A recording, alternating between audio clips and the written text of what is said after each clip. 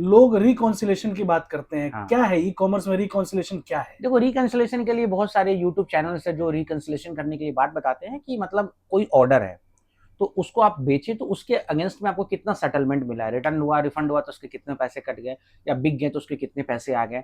इसके लिए कई सारी एजेंसी है, सूरत की एक एजेंसी है जिससे मैं जानता हूँ। वो लोग क्या करते हैं कि आपके 40 तरह के 30-40 तरह के आपके ना अकाउंट से रिलेटेड वो पूरा इन्फॉर्मेशन निकाल देते हैं। यानी प्रोडक्ट टोटल ग्रॉस सेल कितना है, नेट सेल कितना है, रिटर्न्स कितने हैं, जीएसटी कितना लग रहा है, ऑर्डर्स कितने आ रहे हैं, रिटर्न कितने आ रहे हैं, परसेंटेज में, नंबर्स में, प्रॉफिट पर ऑर्डर्स कितने हो रहे हैं, या एड्स लगा के कितने हो रहे हैं, विदाउट एड्स कितने हो रहे हैं, एवरेज सेलिंग कॉस्ट क्या है, एवरेज प्रॉफिट क्या है, एवरेज रिटर्न रिटर्न रेशियो क्यों, कोई एसकेयू वाइज प्रॉफिट लॉस क्या है।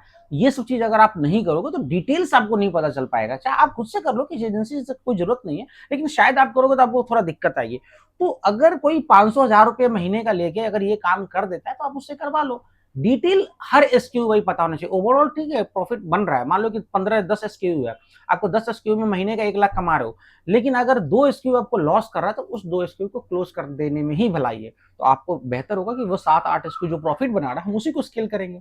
इसलिए पेमेंट रिकंसिलेशन बहुत जरूरी है ई-कॉमर्स के लिए। इसका लॉन्ग टर्म में क्या फायदा है? लॉन्ग टर्म में प्रॉफिट बनेगा तो फायदा ही फायदा है। अगर आप मान लीजिए कि आपको खुद ही नहीं पता चलेगा कि कौन एसक्यू मेरा ग्रो कर रहा है और कौन सा एसक्यू आपका लॉस कर रहा है, तो आपको आप कैसे प्रॉफिट बनाओगे? तो लॉन्ग टर्म में आपको यही फायदा होगा कि ई कॉमर्स में हर एसक्यू वाइज आपको प्रॉफिट लॉस निकालना बहुत जरूरी है। गर्मी भी बहुत हो गई भाई।